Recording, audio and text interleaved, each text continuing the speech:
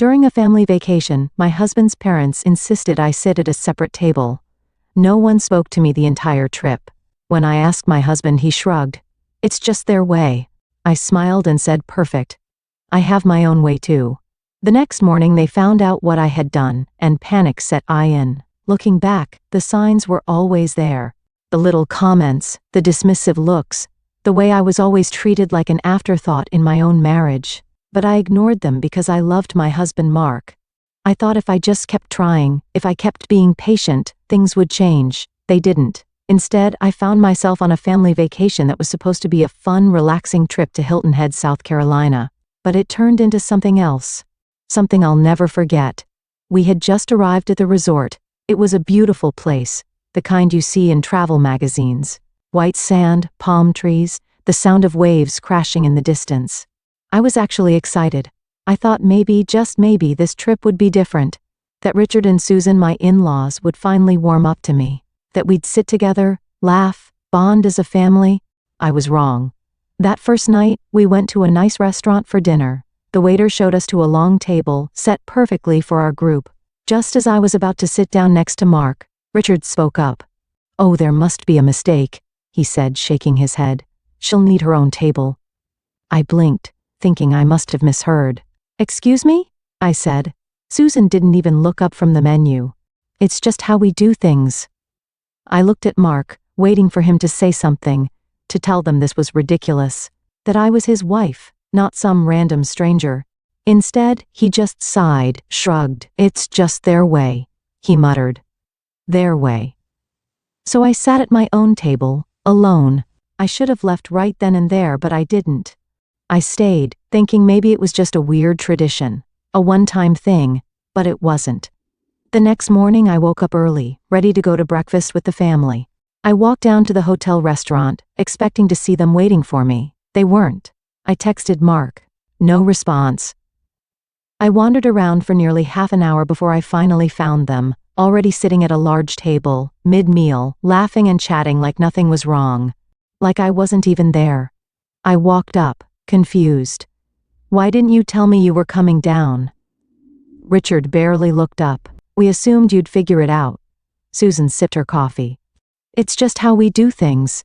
I glanced at Mark. He was already eating, acting like this was totally normal. That was the moment I realized I wasn't part of their family. I never had been. And Mark? He wasn't on my side. The rest of the trip followed the same pattern. Every meal I sat alone. Every group activity, they conveniently forgot to tell me. They went out on a private boat tour. I found out about it when I saw their pictures on Instagram. They did a fancy wine tasting. I only realized when I walked past them in the lobby. Dressed up and heading out the door. I asked Mark about it later. "You could have texted me," I said, trying to keep my voice calm. He just sighed again, as if I was the one being difficult. "It's just their way." That was the only answer he ever gave me. By the fourth day, I gave up. I stopped trying. I stopped asking. They wanted me to be invisible? Fine. But they had no idea what was coming. Because I had my own way too. That night, while they were out drinking and celebrating their perfect little family vacation, I went back to the hotel room and got to work. I wasn't just sitting at a separate table anymore. I was about to remove myself completely, and they were about to feel it. I pulled up my email, opened the reservation confirmations, and got to work. Because guess what? I had booked everything. The hotel, my name, the rental car, my credit card, the dinner reservations, my account. The resort spa day Susan had been looking forward to for weeks? Oh yeah, I had booked that too. I canceled everything. One by one, I wiped their plans off the map. Their rooms, canceled. Their rental car, gone. Their fancy dinner at the waterfront restaurant, not happening. I even called the spa and politely informed them that Susan would not be attending. And then, I packed my bags, took the rental car, and left. While they were clinking glasses and toasting to their perfect vacation, I was already driving down the highway, heading toward Charleston. I booked myself a luxury suite, ordered room service, and sat on the balcony watching the ocean, finally at peace. Meanwhile, back in Hilton Head, panic was about to set in. I woke up in Charleston feeling refreshed for the first time in days. The ocean breeze drifted through my hotel room as I sipped my coffee, stretched out on a plush lounge chair, and watched the waves roll in. Then my phone started vibrating. Mark, I let it ring. Then Susan, then Mark again. Then Richard. I turned my phone on silent and smiled. They had finally noticed. I imagined the exact moment the realization hit them. Richard, stepping out of bed, groggy and grumbling, only to be met by a hotel manager at the door. "Sir, there seems to be an issue with your reservation." Susan, mid-stretch, rolling over to grab her phone, ready to check the itinerary for the day, only to see a string of cancellation emails. Mark, rubbing his temples, confused, still half asleep, hearing his mother's voice escalate from mild irritation to full-on screaming. They had no rooms. No car, no plans. I smiled into my coffee.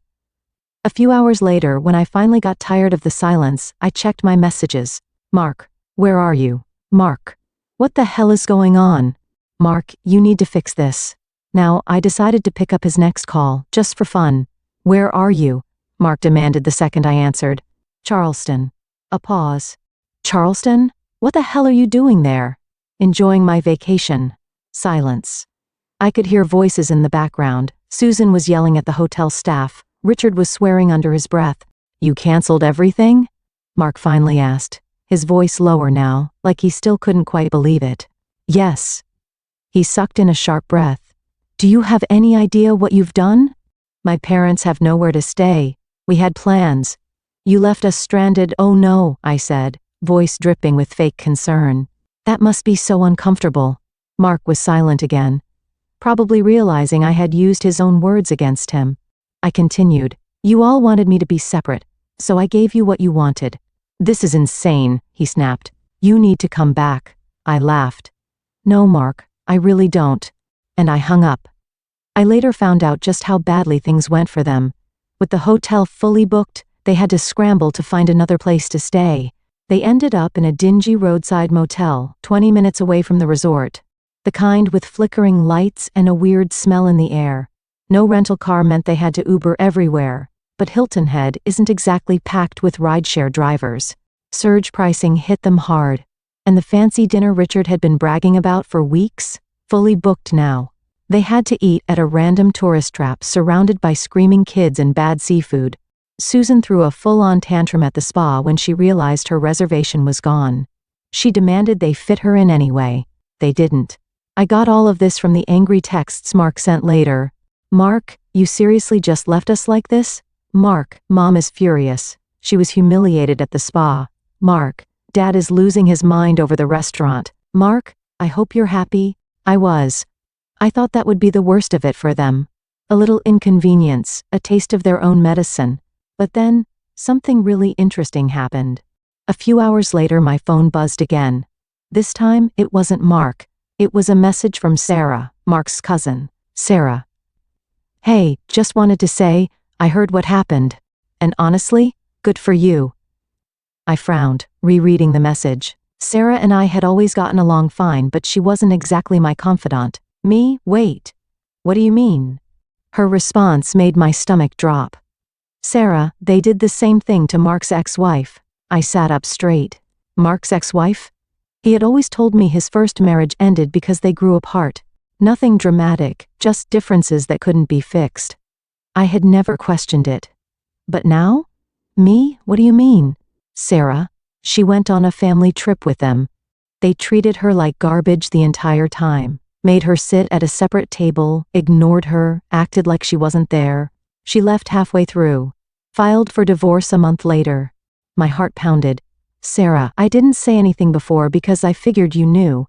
But seeing what they did to you, I realized he never told you, did he?" "No. No, he hadn't. Because if he had, I never would have gone on this trip. If he had, I would have known this wasn't just their way, this was a pattern." And Mark? He had known exactly what was happening, and he had let it happen anyway. That night, Mark called again. This time, I answered.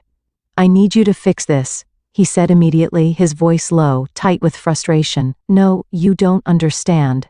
My parents, I understand perfectly." I cut him off. "This wasn't about traditions, this was about control. You knew they were going to do this to me, and you let it happen." Silence. Then, who told you that? Bingo. I laughed. So it's true, I wasn't the first. More silence. Then, Mark sighed. Look, my parents can be a little difficult, but they mean well. Mark, they don't even see me as part of the family. He hesitated, and I knew right then and there he wasn't going to fight for me. He never had come back, he said instead. Let's fix this. I stared out at the ocean, at the waves crashing gently against the shore. No, I said again, voice steady. I think I've already fixed it. And I hung up. After I hung up on Mark, I stared at my phone, my mind racing. Mark had known. He had seen this all before, and he still let me walk straight into it. I wasn't just furious anymore, I was done. I poured myself another drink, leaned back in my lounge chair and tried to enjoy the rest of my evening. But something was nagging at me. If he had lied about his ex-wife, what else had he lied about? I decided to do some digging. I opened Facebook and searched for her name, Rachel, Mark's ex-wife. I had never thought to look her up before, but now? I needed answers. Her profile was private, but I scrolled through her mutual friends, searching for anyone who might be willing to talk. Then I saw her sister's profile, Lauren, and she had public posts. I clicked on one from 2 years ago, just after Rachel and Mark had split. Never let a man's family destroy you. Never let them convince you that you're less than you are. My sister deserved better. We all tried to warn her. Never again. My stomach twisted.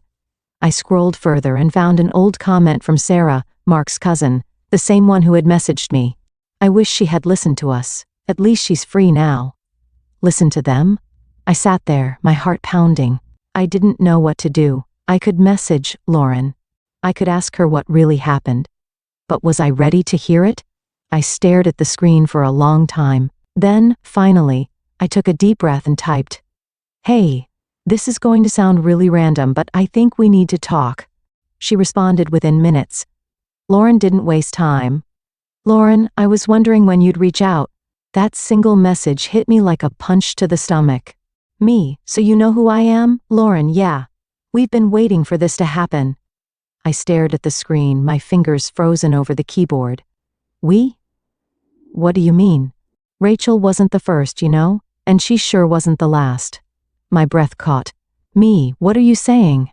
"Lauren, I'm saying Mark has done this before, more than once. His parents have done this before, more than once. Lauren, and if you're talking to me right now, I'm guessing you just went through it too." I felt sick. This wasn't just some one-off pattern, this was a game to them. A twisted little tradition they played on every woman Mark brought into his life. They never saw his partners as real family. Just obstacles. And Mark? He let it happen every time. "Me, why didn't anyone tell me?" "Lauren, we tried. But Mark always makes sure his girlfriends stay isolated. He tells them his family just has quirks or traditions. He makes sure they don't ask too many questions." "Did he ever tell you Rachel was the problem?" I closed my eyes. He had. He had painted Rachel as difficult, as someone who never understood his family, who always made drama over small things. But now? I knew the truth. Rachel hadn't been dramatic, she had been trapped, and now so was I, or at least I had been. Until now. I didn't sleep that night.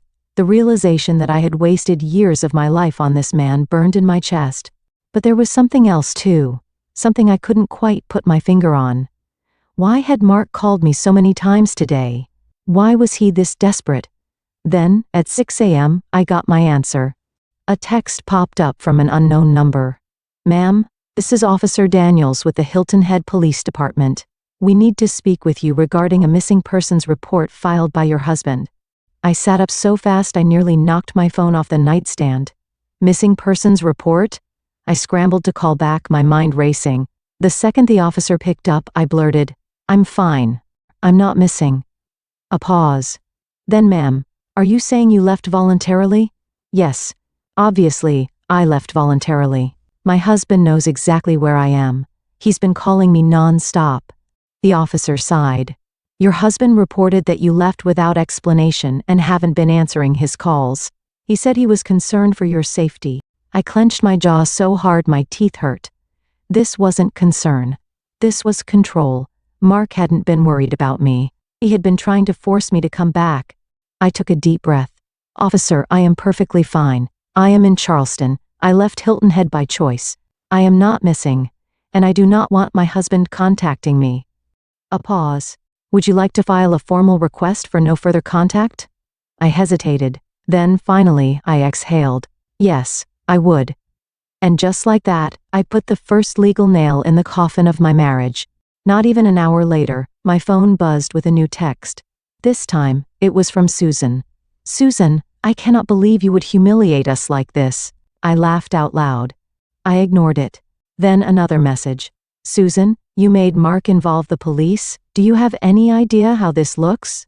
Oh, I made Mark involve the police? I rolled my eyes and took another sip of my coffee.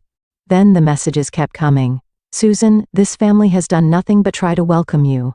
Susan, you're being incredibly selfish. Susan, you need to come back and fix this. And finally, Susan, if you don't come back, Mark is going to make things very difficult for you. I froze. It wasn't even subtle. It was a threat. I sat back in my chair, rereading the message over and over. I had thought this was just about control. Just about their twisted little family games. But now I realized something much worse. They weren't just trying to humiliate me. They were trying to break me. And if I didn't do something fast, Mark was about to make sure they succeeded. I stared at Susan's text for a long time. If you don't come back, Mark is going to make things very difficult for you. It wasn't even a warning. It was a promise. I could feel it now, the shift. This wasn't just them being cold or dismissive. This was a battle, and I was supposed to roll over and lose. But I wouldn't. Not this time. I cracked my knuckles, took a deep breath, and sent one single message back. Me, perfect. Let's make things difficult then. Then I booked a hotel conference room in Charleston and invited everyone, Mark, his parents, and Sarah. Because if they wanted a war, I was going to bring it right to their doorstep. The next morning, I sat in the conference room waiting. The long wooden table was set with nothing but bottled water and the thick silence of anticipation. I didn't wait long. The door slammed open. Mark stormed in first, his jaw clenched so tightly I thought his teeth might crack. His parents followed, Susan's heels clicking sharply against the floor, Richard's face already red with anger. Sarah came in last, hesitant, her arms crossed. She gave me a slight nod. I had no idea if she was here as a witness, a mediator, or just for the drama. I leaned back in my chair. Glad you could all make it. Mark's voice was sharp. What the hell is this? I smiled, slow and deliberate. A conversation. You've been so eager to talk. So let's talk, Richard scoffed, arms folded across his chest. You think this is funny? No, I said calmly. I think it's pathetic. I think you people play sick little games with the women in your family, and you finally picked the wrong one. Susan's eyes narrowed. You abandoned us. I laughed, actually laughed. Oh, I abandoned you? That's rich, coming from the people who spent an entire vacation pretending I didn't exist. Mark exhaled harshly, gripping the back of a chair. You're blowing this out of proportion. That was it. That was the moment. I slammed my hands on the table so hard that Susan flinched. I am your wife. My voice echoed in the room, cold and sharp. Not a stranger, not some random outsider. I am your wife, and you let them treat me like nothing. And you, I jabbed a finger at Mark, knew this wasn't the first time. You knew exactly what was happening, and you let it happen anyway. His face paled. Susan cut in quickly, her voice high-pitched. We were just following tradition bullshit, I shot back. It's not tradition. It's control. It's a test, and you fail every woman who walks into this family. Mark shook his head. You're overreacting. I grabbed my phone, pulled up the messages from Lauren, and threw it onto the table in front of him. Read it. He hesitated. Read it.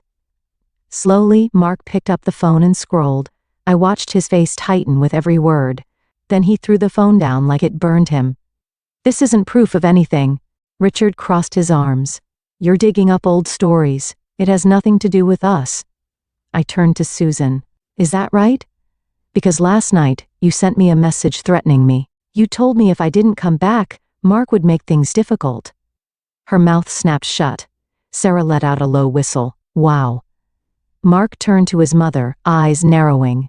You did what? Susan stiffened. I was trying to make her understand. Understand what? Mark's voice rose. That you've been playing this game for years? That you did the same thing to Rachel? Richard shifted uncomfortably. Susan shot him a look, but the damage was done. Mark's jaw twitched. Jesus Christ. And just like that, I saw it. The crack. The tiny fracture in his carefully built loyalty to his parents. The moment he realized I hadn't been wrong. That I had never been wrong. Mark turned back to me. For the first time, he actually looked unsure. I stared at him, waiting to see if he would finally say something that mattered. But then, he ran his hands through his hair and sighed. I can fix this. My stomach dropped. That was his first instinct? Not an apology, not regret. Just fixing the optics. I leaned back, exhaling slowly. You really don't get it, do you? Silence. I stood up, adjusting my bag. I'm not coming back, Mark. That snapped him out of it.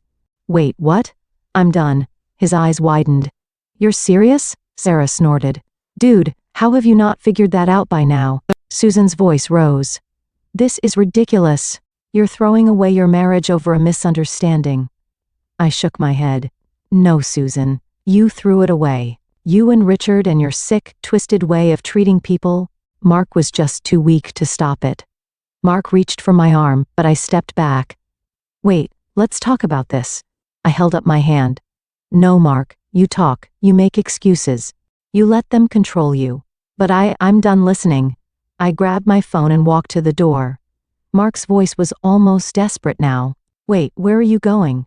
I turned back, staring at him one last time. I'm leaving. Susan scoffed. You can't just leave a marriage. I met her gaze, my expression unreadable. Watch me. Then I walked out the door. It took 6 months to finalize the divorce. Mark tried everything, begging, blaming, even accusing me of overreacting, but I never looked back. Sarah stayed in touch. She told me things imploded after I left. Apparently, Mark finally confronted his parents, and it wasn't pretty. Richard called him weak. Susan cried, saying I had brainwashed him. For the first time, Mark saw them for what they really were. It didn't change anything for me. I was already gone. I moved back to Charleston permanently. I found a new apartment, reconnected with old friends, and started rebuilding my life. One night, months later, I got a text from an unknown number. Mark, I see it now. I'm sorry. I stared at it for a long time, then I deleted it. Because for the first time in years, I was free. After listening to today's story, perhaps it has raised some new questions in your mind, or maybe it has brought back some old memories. Every day on Reddit, new experiences and moments create fresh stories, and they connect all of us. Everyone has their own unique journey in life, and we all try to understand the world in our own way. These kinds of moments remind us that we are all human, sometimes happy, sometimes sad, and always learning something new. If you enjoyed this story, feel free to share it with your friends. Your thoughts and feedback are always valuable to us, as they motivate us to create even better content. Every story has its own unique angle, and our goal is to understand everyone's perspective and make our content diverse and relatable.